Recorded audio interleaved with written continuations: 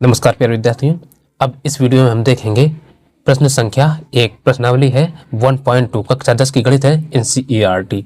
इसका सवाल पहला जो है क्या कहता है, कह रहा है सिद्ध कीजिए कि √5 एक अपरिमेय संख्या है। तो जब भी ऐसे सवाल आ जाएं तो उनको देखो, बस हम जैसे यहाँ अपरिमेय सिद्ध करना है तो इसका ठीक उल्टा मान लेंगे। ठीक है, तो हम मान लेते हैं। यहाँ पर हमने देखो क्या मान लिया, √5 एक परिमेय संख्या है। कोई भी यदि परिमेय संख्या है तो उसको हम P/Q के रूप में लिख सकते हैं। हमने वही लिख लिया, इसलिए √5 बराबर P/Q, जहां P व Q सहभाज्य पूर्णांक है, जहां Q is not equal to 0। ये भी हमें दिखाना होगा। अच्छा, इतना जब लिख लिया और ये आपको लिखना ही पड़ेगा 100%। ठीक, तो अब ये जो बना इसका कर दो दोनों पक्षों का वर्ग, तो वही चीज हम लिख लेंगे दोनों पक्षों का वर्ग करने। तो अब जब हम वर्ग करेंगे तो देखो ये क्या हो जाएगा, ये हो जाएगा √5 का होल स्क्वायर बराबर P/Q का होल स्क्वायर। तो √5 का जब वर्ग करेंगे तो केवल अंडर हट जाएगा, है ना। तो ये केवल अंडर हटेगा और कुछ नहीं। ये आ जाएगा 5 बराबर इसका वर्ग हो जाएगा, ये हो जाएगा P²/²। इतनी बात क्लियर। अब क्या करो, Q का इधर गुणा करा दो, 5 इधर करा दो, तो ये आ जाएगा हमारा Q² बराबर 5 इधर हो जाएगा, तो ये हो जाएगा P²/5। यहाँ तक बात क्लियर। इसको हम कोई कुछ ना कुछ समीकरण 1 वगैरह दे देते हैं। इतना हमने दे दिया। देखो इतनी बात क्लियर होने के बाद हमें पता चला कि ये P² 5 से विभाजित है।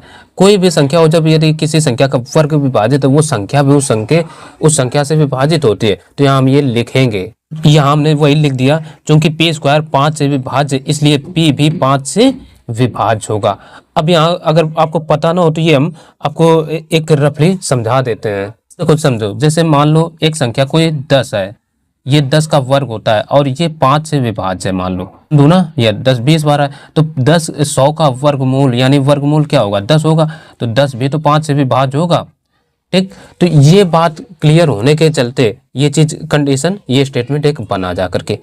अब जैसे ही ये 5 से विभाज्य आया, उसके बाद हम क्या करेंगे, ये जो P है इसके बराबर कुछ मान लेंगे। तो यहाँ हम तुरंत लिखेंगे माना P बराबर 5C। अच्छा, 5C क्यों माना, जो बटे में होगा वो, और P के स्थान पर कोई कांस्टेंट हम मान लेंगे, जैसे 5C मान लिया। इसलिए अब ये क्या हो जाएगा, Q² बराबर हो जाएगा 5C का होल स्क्वायर बटे 5 चल रहा है, 5 कैंसिल आउट भी करना है, इसलिए 5 जो साथ में माना जाता है।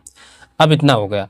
अब आगे हम क्या करेंगे, हम यहाँ से हल करेंगे। तो ये आ जाएगा हमारा K² बराबर 25C² और बटे में 5 ये संख्या कटेगी, 5 एकम 5 5 25।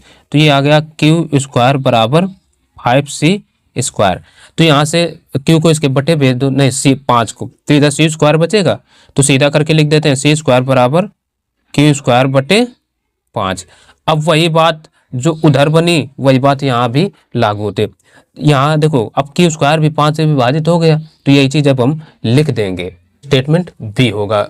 ठीक, अब देखो हमें A व B से पता चली, देखो कथन A में P भी 5 से विभाज्य है ना, P भी 5 से विभाज्य है, और कथन Q में B में Q भी 5 से विभाज्य है। जब दोनों A 5 से विभाज्य है P व Q, तो ये सहभाज्य तो हुए नहीं। तो यही चीज अब हम लिख देंगे कि कथन A व B से स्पष्ट है कि P व Q दोनों ही 5 से विभाज्य हैं, इसलिए ये सहभाज्य नहीं है। भाई सहभाज्य क्या होता है कि किसी में भी एक के अलावा कोई कॉमन वैल्यूज फैक्टर होता नहीं है, लेकिन यहाँ तो 5 से दोनों विभाज्य हैं, 5 इसका फैक्टर हो गया ना, तो इसलिए ये सहभाज्य हुई नहीं। अतः हमारी कल्पना गलत है, इसलिए √5 एक परिमेय संख्या न होकर के अपरिमेय है, और यही प्रूव हो गया।